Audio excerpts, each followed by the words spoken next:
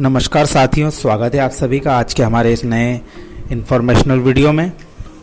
मित्रों, जैसा कि आप सभी जानते हैं, वर्तमान में कोरोना के केसेस का आंकड़ा 42,000 के पार हो गया है तथा इसकी प्रमुख वजह है कि कोरोना टेस्ट किट्स के द्वारा टेस्टिंग की स्पीड तेज हो गई है। इस वजह से केसेस ज़्यादा सामने आ रहे हैं। हमें धीरज और धैर्य बना के रखना है।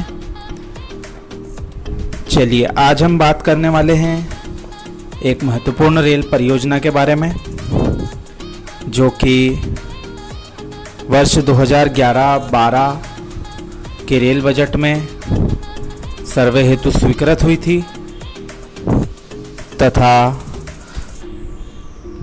यह रेल परियोजना है छिंदवाड़ा करेली देवरी सागर रेल परियोजना, जिसकी कुल लंबाई 280 किलोमीटर के आसपास मानी गई है तथा 4,900 करोड़ रुपए के आसपास इसकी लागत बताई जा रही है। दोस्तों, जैसा कि आप सभी जानते हैं कि पिछले कई वर्ष पहले जब अलग से रेल बजट आता था, उस समय क्षेत्रीय जनप्रतिनिधियों के द्वारा जनभावना के आधार पर रेल लाइनों की डिमांड की जाती थी तथा कई रेल लाइनों के सर्वे रेल मंत्रालय स्वीकृत कर देता था, लेकिन वे सर्वे विभिन्न स्तर पर रेल मंत्रालय से पास नहीं हो पाते थे। इसमें से एक सर्वे यह भी है, लेकिन यह अभी पूरी तरह से ठंडे बस्ते में नहीं गया है। केवल रेल मंत्रालय द्वारा इस प्रोजेक्ट को भी स्थगित कर दिया गया है, क्योंकि उनका मानना है कि वर्तमान में जो दूसरे प्रोजेक्ट चालू हैं उन पर ध्यान देने की, उन पर कार्य करने की ज़्यादा आवश्यकता है, बजाय कि इस नए प्रोजेक्ट में। इस प्रोजेक्ट की हम बात करें, यह रेल लाइन सागर से गोरझामर महाराजपुर देवरी करेली होते हुए छिंदवाड़ा तक जानी है तथा सड़क मार्ग से इसकी दूरी 290 किलोमीटर के आसपास है तथा लगने वाला समय 6 से 7 घंटे है तथा रेल मार्ग से जो सर्वे के बाद सामने आया है, दूरी वह 280 किलोमीटर के आसपास हो जाती है। वर्तमान में करेली से सागर आने का प्रमुख साधन क्षेत्रवासियों के लिए सड़क मार्ग ही है, क्योंकि रेल मार्ग 2 उपलब्ध हैं, लेकिन दोनों ही से दूरी लगभग 500 किलोमीटर के आसपास हो जाती है। सड़क मार्ग से करेली से सागर की दूरी 130 किलोमीटर के आसपास है। इस प्रोजेक्ट की जब हम छानबीन कर रहे थे, तब हमें पता चला वर्ष 1970 के आसपास तेंदुखेड़ा ग्राम पंचायत में तत्कालीन रेल मंत्री स्वर्गीय श्री गुलजारी लाल जी नंदा किसी कार्यक्रम में यहाँ आए थे तथा उन्होंने अफसोस जाहिर किया था कि तेंदुखेड़ा क्षेत्र को रेल मंत्री होने के बावजूद वे रेल की सुविधा नहीं दे पाए। करीब 40 साल बाद जब ये प्रोजेक्ट सर्वे हेतु यूपीए सरकार द्वारा स्वीकृत किया गया, तो क्षेत्र के लोगों को एक उम्मीद जगी कि उनके यहाँ भी रेल आएगी। क्षेत्रीय जनप्रतिनिधियों में काफ़ी जोर शोर से इस मांग को संसद में समय समय पर उठाया गया। जिसका परिणाम यह हुआ कि ये सर्वे इस रेलवे लाइन का वर्ष 2017 में कंप्लीट होकर रेल मंत्रालय में जमा हो चुका है, लेकिन वर्तमान परिस्थितियों के अनुसार उस पर अभी कोई कार्य स्वीकृत नहीं हुआ है।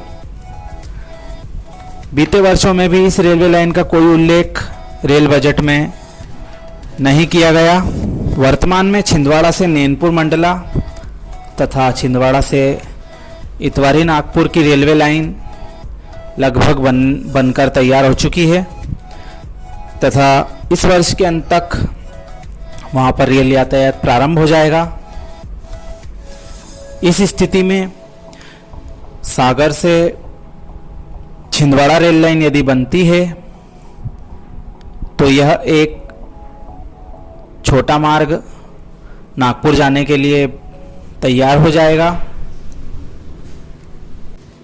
यह रेल मार्ग गोंडवाना, सतपुड़ा, बुंदेलखंड अंचल से होकर गुजरता है तथा रेल सुविधाओं के मामले में यह देश में सबसे पिछड़ा क्षेत्र गिना जाता है। वैसे तो बुंदेलखंड की आबादी देश की आबादी का 5% है, लेकिन यहाँ पर रेल लाइन की सुविधा देश की कुल लाइनों का 1% भी नहीं है। लोगों का ऐसा मानना है रेल का पहिया जहाँ जहाँ से गुजरता है वहाँ वहाँ विकास का पहिया घूमता है, लेकिन देश का दुर्भाग्य है आज़ादी के इतने वर्ष भी गुजरने के बाद यहाँ पर रेल नहीं पहुँची है तथा यहाँ की जनता रेल का इंतज़ार कर रही है। हर बार रेल बजट आने पर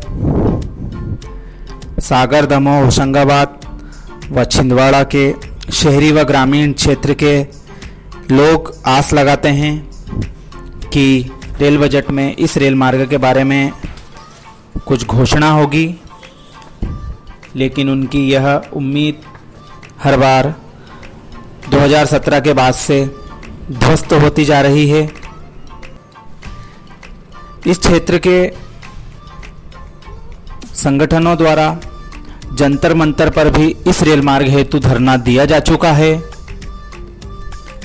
इसके साथ साथ सागर, देवरी, करेली, छिंदवाड़ा जिले के अनेक संगठन भी समय समय पर इस मांग को अपने अपने स्तर पर उठाते रहें तथा यह मुद्दा सोशल मीडिया में भी काफ़ी एक्टिव रहा है। इस रेलवे लाइन के बनने से सागर सहित दमोह, होशंगाबाद व छिंदवाड़ा जिले में विकास कार्य बढ़ेगा तथा क्षेत्र के लोगों को रोजगार के साथ आवागमन व उद्योगों की स्थापना होने की भी पूरी संभावना है। साथ ही लंबी अवधि का सफ़र कुछ घंटों में पूरा होने लगेगा। वहीं सागर स्टेशन पर भी कई बड़ी गाड़ियों के स्टॉपेज व नई ट्रेनें चलने की संभावना बढ़ जाएगी।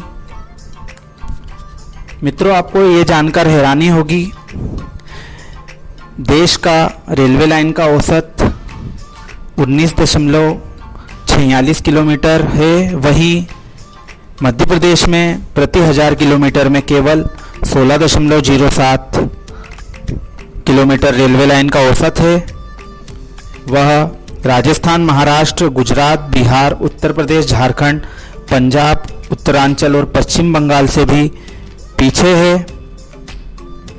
ऐसे में इस रेल मार्ग के बनने से क्षेत्र को व्यावसायिक के साथ साथ औद्योगिक गतिविधियां भी बढ़ेंगी।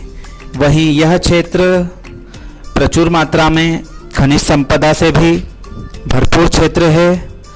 रेल लाइन का सर्वे 2017 के बाद से ही रेल मंत्रालय में अटका हुआ है तथा हम क्षेत्रीय जनप्रतिनिधियों से व प्रदेश सरकार से गुजारिश करते हैं कि इस रेल लाइन के सर्वे को अपनी ओर से प्रयास करवाकर स्वीकृति दिलाई जाए तथा अगले रेल बजट में या फिर अंतरिम रेल बजट में इस रेलवे लाइन के लिए फंड उपलब्ध कराया जाए, ताकि यह रेल लाइन ऐसे क्षेत्र को फ़ायदा दिलाएगी जहां पर आज़ादी के इतने सालों के बाद भी रेलवे लाइन उपलब्ध नहीं है। मित्रों, आपको यह वीडियो कैसा लगा कृपया कमेंट कर हमें ज़रूर बताएं। चैनल को सब्सक्राइब व वीडियो को शेयर ज़रूर करें। धन्यवाद।